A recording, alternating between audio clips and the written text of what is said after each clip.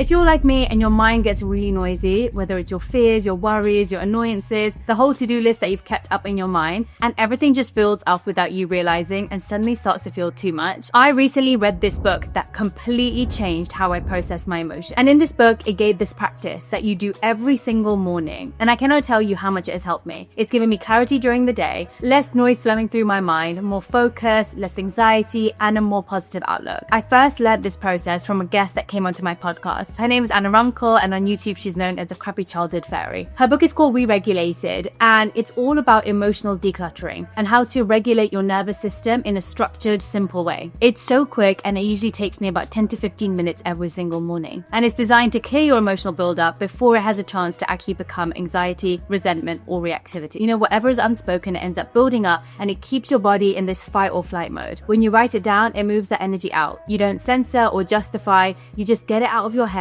and onto the page. I've been using Remarkable, the digital notebook, for this every single morning. And I love that it feels like I'm writing on paper, but I also don't end up wasting paper. And that it has all these features that let me be creative, but also organized with my thoughts. I use it throughout the day for this journaling practice, take notes for work, to creating recipes in the kitchen. There's no social media on it, so it really does allow you to stay focused and get into flow faster. It is so great because I'm literally thinking all day long, and it lets me brainstorm, draw, and doodle like a maniac, but then I can turn everything into text and a document that's organized and easy for my team to read. Everything's in one place, there's no lost pieces of paper or notebooks, and it has a battery life of about 2 weeks, so you don't have to worry about charging it every single day. So doing this journaling technique on my Remarkable has just become a really nice ritual. So the first part of the practice is writing down your fears. You can do it as a mind map and then branch out into every single thought that comes from it. You have to avoid trying to think too much. You have to jot down just anything and everything that comes to your mind. It can be rational, irrational, it can be absolutely ridiculous, but the fact is, if it's in your mind, you have to release it. So I start with everything that I'm scared of, anxious about, or that I'm overthinking of. You know, you end up noticing patterns of thoughts that keep coming and circling in your mind. And so writing it down makes you realize, wow, I'm carrying all of this in my mind and it's a bit too much. And so it's really useful seeing it all on the paper. It can be as small as the fear that you have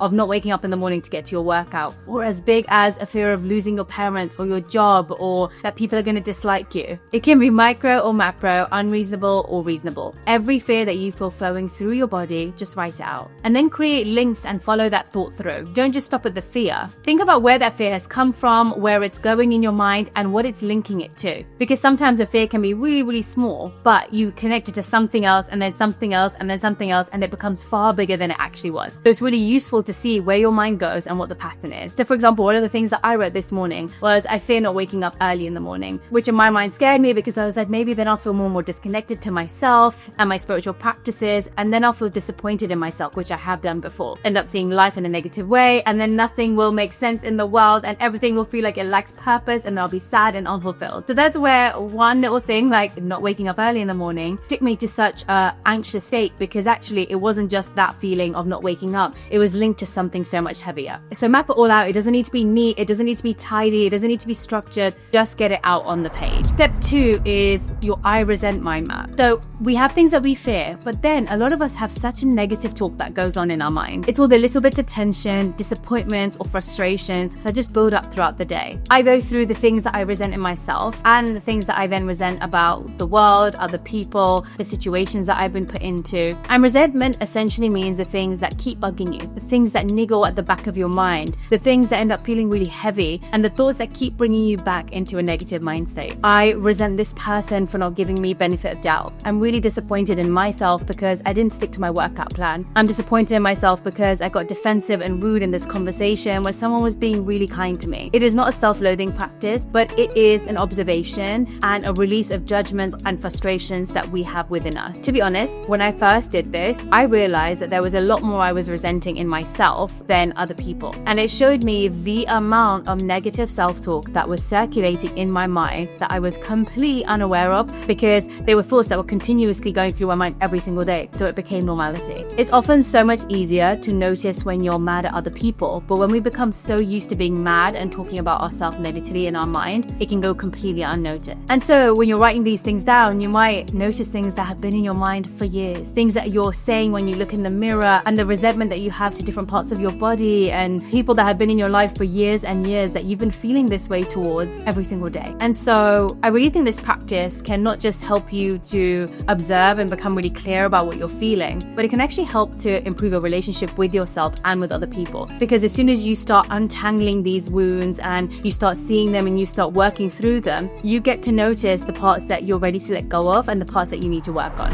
Which brings me to the third part. Now, I will add that I've actually adapted this practice to make it my own. So this is an adapted version from the book, but it is based on the same concept. So I added in this filter part, and I think it's really important to become really clear about all of these fears and resentment and the parts that you can control and the parts that you can't. So you can do this two ways. You can either highlight what you can control or cross out what you cannot, whichever one empowers you the most. There's something really therapeutic about both of them. One of them feels a little bit more aggressive, where you're drawing a line or marking the things that you cannot control. It feels like a statement or an action against the thought. But then highlighting the things that you can control feels a little bit more useful and brings attention to what can be done and feels a little bit more hopeful. And then you move all the things that you can control into a list. So all you're seeing are the things that you have control of, the things that you have the power to adjust, to create action for, and to fix in your own life. Next stage is POA, your plan of action. So this is where you take the things that you realize, oh, I'm actually in control of this and I have the ability to change my situation, this circumstance, and how I'm feeling. And then you create an action plan, because there's one thing about knowing that you can change something, but then you have to figure out, how am I going to change it? What are the daily techniques, the tools I'm going to be using, the daily changes I'm going to be making, the practices that I need to make these happen? What steps am I going to take to help me get through this? This is not a checklist for productivity, but it's actionable things that will help you move through these fears and resentments. The more awareness that we have, the more we talk and walk through these things in our mind, the less control they have over us. We actually finally feel in control of these things instead of them controlling our moods, emotions, and how we move through the day. So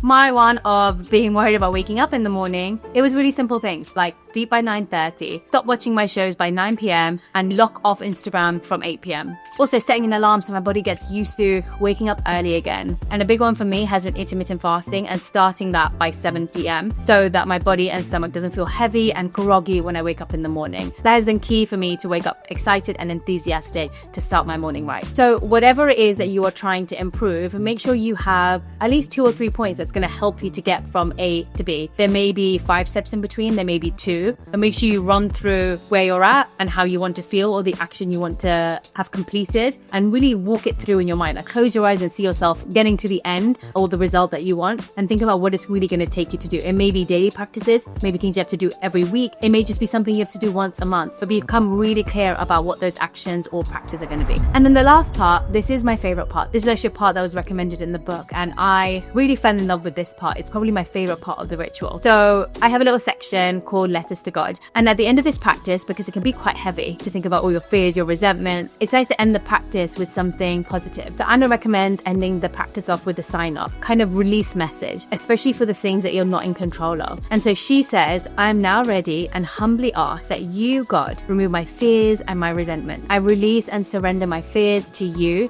I pray to know your will for me today and to have the power to carry it out. You can make your own version up of this, whatever feels like it really resonates with you. I always had to end the practice with a gratitude letter to God. It's also been a beautiful way to feel personally connected during good and bad times. Sometimes the list is so long and sometimes it's just not, because at that time, maybe I'm just not feeling as grateful. But even if you think of just one thing that your mind has somewhere in there to remember and go to when it's feeling low, that one thing is enough. It will take you from a state of anxiety or anger or resentment and put you into a state of gratitude and joy and appreciation for any part of your life. It can be a simple thank you. Thank you for what I have, for what I'm learning, even for what's uncertain. It can shift you from a place of fear to a place of faith and hope. So those are the 5 steps for my morning practice. And I'm not joking. From the first day that I did it, during the day, my mind just felt clearer. Like, all the thoughts that would normally be racing through my head felt so much more organized. I was able to focus a lot more when I was working. I wasn't getting as distracted as I usually do. And I felt a sense of contentment and ease and peace throughout the day. And it seems like such a simple practice, but honestly, if you think about how much we have to process in our mind, even the fact that we look on Instagram constantly and we're constantly scrolling through our phone, we're already trying to process that, all the things that we encounter in real life, let alone the thoughts and the memories and the things that we carry from the past. So the more we get to release these things, the easier it is to manage our day-to-day life. So I really hope that this technique helps you like it has for me. And if you are also someone who's creative but wants to stay organized, definitely check out Remarkable to help you through your